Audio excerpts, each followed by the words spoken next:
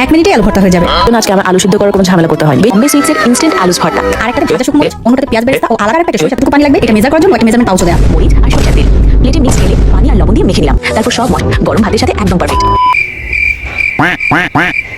মানুষের কি পরিমাণের টাকার কুরকুরি থাকলে 130 গ্রাম আলু শুটকি 130 টাকায় কিনে 1 মিনিটে ইনস্ট্যান্ট আলু ভর্তা বানিয়ে বাকি 14 মিনিট বাঁচিয়ে মঙ্গল গ্রহে গিয়ে 5তলা বিল্ডিং বানানোর জন্য এই আলু ভর্তা দিয়ে গরম গরম ভাত খেতে খেতে পানি করতে থাকে। ভাই ও বোনেরা, আপনারা কি বাজেটের তুলনায় অতিরিক্ত বড়লোক নাকি আমি অতিরিক্ত গরিব? ভাগ্যিস আমি গরিব। যেখানে 20 টাকা কেজি দরে নতুন আলুই পাওয়া যাচ্ছে সেখানে আমি 130 টাকা কেন মারা খাবো? যেহেতু আমার কোনো টাকা নেই, 15 মিনিট বাঁচানোর কোনো ধান্দা নেই, বড়লোক হওয়ার কোনো আশা নেই, তাহলে চলের আদিম যুগে যেভাবে মা চাচিরা আলু ভর্তা বানিয়ে সংসারে উন্নতি করেছে ঠিক সেভাবে আলু ভর্তা বানিয়ে খেয়ে আসি।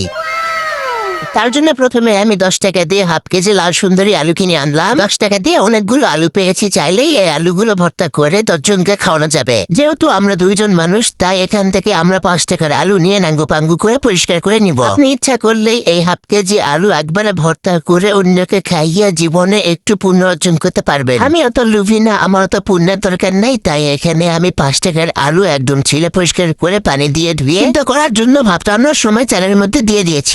আমার গরম গরম ভাত রান্না হয়ে যাবে এবং আলুটাও সিদ্ধ হয়ে যাবে। আর গরম গরম আলু ভর্তা আমার 10 থেকে 15 মিনিটের মধ্যে বানানো হয়ে যাবে। যেখানে আমরা রিলস দেখতে 1 থেকে 2 ঘন্টা অনায়াসে কেটে দিতে পারি, সেখানে আমরা আলু ভর্তা বানাতে 15 মিনিট বাঁচিয়ে কি যে তুলে ফেলে দিব আল্লাহ জানে। মানে বাঙালি ভাইরাল যা কিছু দেখবে সেটা তানাসিরা না বের করা পর্যন্ত ছাড়বেই না। 2 দিন পর দেখবো ডাল ভর্তা ভাজি চড়চড়ি ঝোল সব ইনস্ট্যান্ট পাওয়া যাচ্ছে। শুধুমাত্র বাড়িতে এই না গরম টকবকে প্যানে ঢেলে দিলে হয়ে যাবে। ভাইরে ভাই, আমি যে পরিমাণে গরিব, আমি এত কিছু বুঝি না যে 130 টাকা দিয়ে আলু শুটকি কিনে এনে আলু ভর্তা বানানোর কাহিনী দেখি। যেখানে আম্মা বাড়িতে শুটকি তরকারি রান্না করলে আমরা শুটকি তরকারি দিয়ে ভাত খেতে চাই না, সেখানে 130 টাকা দিয়ে আলু শুটকি কিনে এনে আলু ভর্তা বানানো বোকামি ছাড়া কিছুই না। জিনিস দেখতে দেখতেই তো আলু সিদ্ধ হয়ে যাবে। আলু সিদ্ধ করতে কি আর সময় লাগে? আর ভাত রান্না করার সময় আলু ছিলে ভাতের মধ্যে দিলে তো ভাত হওয়ার সাথে সাথে এমনি আলু সিদ্ধ হয়ে যাবে।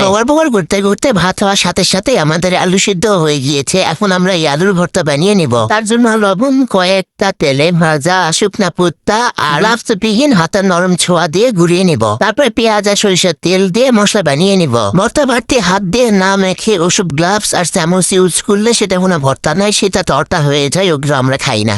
আলু ভর্তা বানাতে গেলে একদিকে কিন্তু আপনার মানসিক সমস্যা কমে যাবে। আপনার যেটা জীবনের শত্রু আছে আপনি তার কথা মনে করে আলুকে ইচ্ছা মতো চটকাবেন, দেখবেন আপনার খুব হালকা লাগবে। অবশেষে 5 টাকার মূল্যের 1 খাবলা আলু ভর্তা আমাদের রেডি হয়ে গেল। আলু ভর্তা যদি এরকম আঠালো আঠালো আর লাল লাল কালার নাই হয় তাহলে তো দেখেও মজা লাগবে না, আর খাওয়া তো দূরের কথা। সরষের তেল আর ভাজা মরিচের কারণে খুবই সুন্দর একটি ফ্লেভার বের হয়েছে এবং দেখেন কত সুন্দর আঠালো আঠালো আলু ভর্তা হয়েছে। উফ, রূপে গন্ধে একদম ফাটাফাটি। এই আলু ভর্তা বানাতে আমার মাত্র 5 টাকা খরচ হয়েছে। বাকি 5 টাকার আলু আমি রেখে দিয়েছি, সেই আলু দিয়ে আমি অন্যদিন তরকারি রান্না করে খাবো। 5 টাকা মূল্যের 1 খাবলা আলু ভর্তা আমি অনায়াসে 4 থেকে 5 জনকে শেয়ার করতে পারবো, এতে কোনো প্রবলেম হবে না। আপনাদের 130 টাকা আর আমার মাত্র 5 টাকা। খবরদার কেউ আমাকে কিপটা বলতে যাবেন না, আমাকে সংসেজি বলবেন। আজকের ভিডিও এই পর্যন্তই। আপনারা থাকেন 5 টাকার মূল্যের আলু ভর্তা দিয়ে গরম গরম ভাত দিয়ে মজা করে খেয়ে আসি। আল্লাহ হাফেজ।